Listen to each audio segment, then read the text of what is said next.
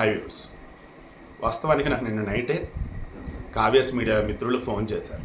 శివ గారు రేపు early morning పిఠాపురానికి సంబంధించి అప్డేట్స్తో కూడా ఒక వీడియో ఇవ్వాలండి అని.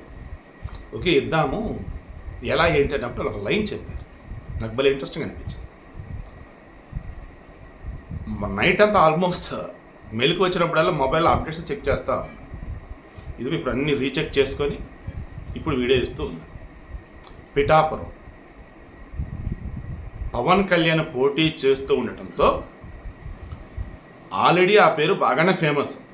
ఇప్పుడు ఇంకా ఎంత ఫేమస్ అయిందంటే వాసవి ఆన్లైన్ సర్వీసెస్. మా వద్ద పాస్పోర్ట్ వీసా సర్వీసెస్ కలవు. వీసాలో 99% అప్రూవల్ సక్సెస్ రేట్ ఉంది. Please contact 8019482544. రేపు పవన్ కళ్యాణ్ గెలిచిన తర్వాత డెవలప్మెంట్లో ఏపీలో ఫస్ట్ పొజిషన్లో ఉండేది పిఠాపురం నియోజకవర్గమే అనేటువంటి కాన్ఫిడెన్స్ అనేది వచ్చేసింది ఆల్రెడీ జనాలకి.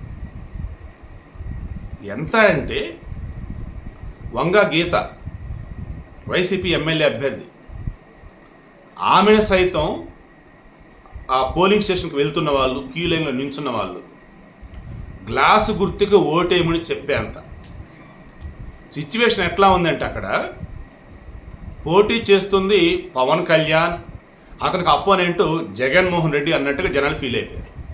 వంగా గీత అంటే ఎవరో కూడా ఎవరికి తెలియనంత అయిపోయింది పరిస్థితి. 2 ఎగ్జాంపుల్స్ అవుతాయి నేను జరిగినవి. ఒకటి ఇందా చెప్పినట్టు ఆమె ఆ వీడియో కూడా ఆల్రెడీ వైరల్ అవుతుంది. నాది క్యాట్లెస్ ఎస్పీ ఛానల్లోనూ ఇంకో ఛానల్లో పెట్టినట్టుగా ఉన్నా. అక్కడ ఉన్నటువంటి ఓ వ్యక్తికి ఆమె చెప్తుంది, గ్లాస్ గుర్తు కొట్టేమని చెప్పేస్తున్నాడు, నేను ఎవరో కూడా తెలియదు, గ్లాస్ గుర్తు కొట్టేయాలండి నేను అని అంది. ఈలోపు చెప్పిన అతను ఊరుకోమని చెప్పేసి అంటున్నాడు. అంతే, ఇంకా జస్ట్ 9 సెకండ్స్ 10 సెకండ్స్ ఉంది అంతే. అంటే ఏముంది అందులో? అభ్యర్థి ఎవరు, ఏ పార్టీ తరఫున ఎవరు పోటీ చేస్తున్నాడనేది మాకు అనవసరం. పిఠాపురంలో పవన్ కళ్యాణ్ పోటీ చేస్తున్నాడు, అతని యొక్క సింబల్ గాజు గ్లాస్, అంతే. ఇంకా వేరేదో మైండ్లో లేదు. జనాలకి ఎలా ఉంది అంటే పిఠాపురంలో పవన్ కళ్యాణ్కి 1,00,000కి పైగా మెజారిటీ ఇచ్చి రేపు ఆయన గెలిచిన తర్వాత మన నియోజకవర్గానికి సంబంధించి అభివృద్ధిలో అద్భుతం చేసే విధంగా అతని చేత మన పనులు చేయించుకోవాలి అనే విధంగా ఉన్నారు. ఇది కదా నిజమైనటువంటి ఒక ఓటర్కు ఉండాల్సినటువంటి ఇది. తర్వాత ఇంకో ఇన్సిడెంట్, పోలింగ్ బూత్లోకి ఆమె వెళ్తుంది, నమస్కారం చెప్తే వెళ్తుంది. ఇందులో పెద్ద ఆయన వృద్ధుడే, బట్ పద్ధతిగా మాట్లాడాడు. ఎలా అంటే, అమ్మా అంత చెప్పకూడదమ్మా అన్నాడు. ఏంటి నమస్కారం కూడా చెప్పకూడదా అని అంది ఆమె. నమస్కారం కాదు, మర్చిపోవద్దని చెప్తుంది. ఏం మర్చిపోవద్దు అంతే. సౌండ్ లేదు అక్కడ ఉన్న వాళ్ళకి. అంటే ఆమెని గౌరవంగా సంబోధిస్తూ అమ్మ అంటూ అలా అనకూడదమ్మా నువ్వు, అలా చెప్పకూడదమ్మా నువ్వు అంటున్నారు. ఆమెని ఎమ్మెల్యే కంటెస్టెంట్ అనుకుంటున్నారా, ఒక నార్మల్గా ఉన్నటువంటి వైసీపీ పోలింగ్ ఏజెంట్ అనుకుంటున్నారా, లేదా పోలింగ్ సిబ్బంది అనుకుంటున్నారా అన్నది కూడా అసలు ఎవరికి ఐడియా లేదు. ఓకే, ఇది అయిపోయింది. నెక్స్ట్, గొబ్బల నాగేశ్వరరావు, భీమవరం నియోజకవర్గం వీరవాసం గ్రామం చెందిన వ్యక్తి. మోకాలు చెప్పులు అరిగిపోయి మనిషి నడవలేని పరిస్థితి, మొత్తానికి ఆటోలో వచ్చున్నాడు. పోలింగ్ స్టేషన్లోకి వెళ్ళాలి, ఓటేయాలి. లోపలికి వెళ్ళారు, పేరు చెక్ చేసుకున్నారు, ఇక ఓటేయాలి. వీవీప్యాట్ దగ్గర పట్టుకెళ్ళినారు. అతనేంటి, నేను గ్లాసు గుర్తుకు ఓటేయాలి అన్నాడు. బట్ కదలేని పొజిషన్ కదా.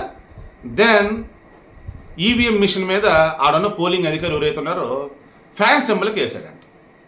అది ఇతను వీవీప్యాట్లో చూసున్నాడు, కనిపించింది కదా సింబల్, అండ్ ఇక్కడ దేని మీద నొక్కాడు అన్నది కూడా ఐడియా ఉంది. అంటే నన్ను బలవంతంగా నా ఏలు పెట్టించి ఫ్యాన్ మీద నొక్కిచ్చాడు. ఏంది అసలు ఇది? నేను చెప్పా స్పష్టంగా, నాకు గాజు గ్లాస్ సింబల్ మీద నా వేలు పెట్టించండి అని చెప్పేసి. ఎందుకు ఇలా చేశాడు? భీమవరం నియోజకవర్గం నుంచి Pulivarthi Ramanjaneyulu, I think so, అంతకుముందు టీడీపీలో ఉండి ఆ తర్వాత జనసేనలో జాయిన్ అయ్యాడు. ఆయన అక్కడి నుంచి పోటీ చేశాడు జనసేన నుంచి. సో నా ఓటు ఇప్పుడు నాకు కావాలన్నా ఆయన వచ్చేసి గొడవ కూడా అనకూడదు, దాన్ని పోరాటం అనాలి. నిజంగా ప్రభుత్వ ఉద్యోగుల్లో కొంతమంది సిగ్గుండాలి. జగన్మోహన్ రెడ్డి ఎలా మోసం చేయడం వలన తెలిసి కూడా ఇంకా వైసీపీకి బాధ్యతగా ప్రవర్తిస్తూనే ఉన్నారు వాళ్ళు. సో నిన్నది. తర్వాత Prasanna Kumar, I think so, యుఎస్లో టెక్సాస్లో ఉంటాడు. అతను పిఠాపురం వచ్చున్నాడు. అతనితో కూడా మరికొంతమంది వచ్చున్నారు అబ్రాడ్ నుంచి. ఎందుకు? ఓటేయటానికి. దీన్ని బట్టి మీరు అర్థం చేసుకోండి ఎవరికి ఓటేయడానికి అక్కడి నుంచి వచ్చాడు అని. పిఠాపురంలో ఈరోజు అసలు ఎలా ఉంది అంటే గతంలో ఎన్నడూ లేని విధంగా పోలింగ్ పర్సంటేజ్ 81.03 81.45 ఉంది. సో 81% వేసుకోండి. గతంలో అన్నీ కూడా 75, 76, 77 ఇలానే ఉన్నాయి. పోలింగ్ పర్సంటేజ్ భారీగా పెరిగింది. క్యూ లైన్లో ఉన్నటువంటి వాళ్ళు ఏకంగా వైసీపీ ఎమ్మెల్యే అభ్యర్థి వస్తే ఆమెను సైతం గాజు గ్లాస్ వేయమని చెప్తున్నారు. అండ్ కండువాలు మెడలో వేసుకొని కొంతమంది అక్కడికి వెళ్తే అది చూసి భయపడ్డటువంటి వైసీపీ వాళ్ళు కాసేపు గొడవ చేస్తున్నారు. మీరు ఎరుపు కండ వేసుకురావద్దని. ఎరుపు కండ వేసుకొస్తే ఏంటి? దాని మీద గాజు గ్లాస్ సింబల్స్ ఉన్నాయా? ఏదన్నా టీడీపీ సైకిల్ గుర్తున్నాయి ఏమున్నాయి? ఏం లేదు. ఎరుపు కండువ నార్మల్గా వేసుకుంటారు. మేము అలా వేసుకున్నామని చెప్పేసి కాసేపు ఇష్యూ.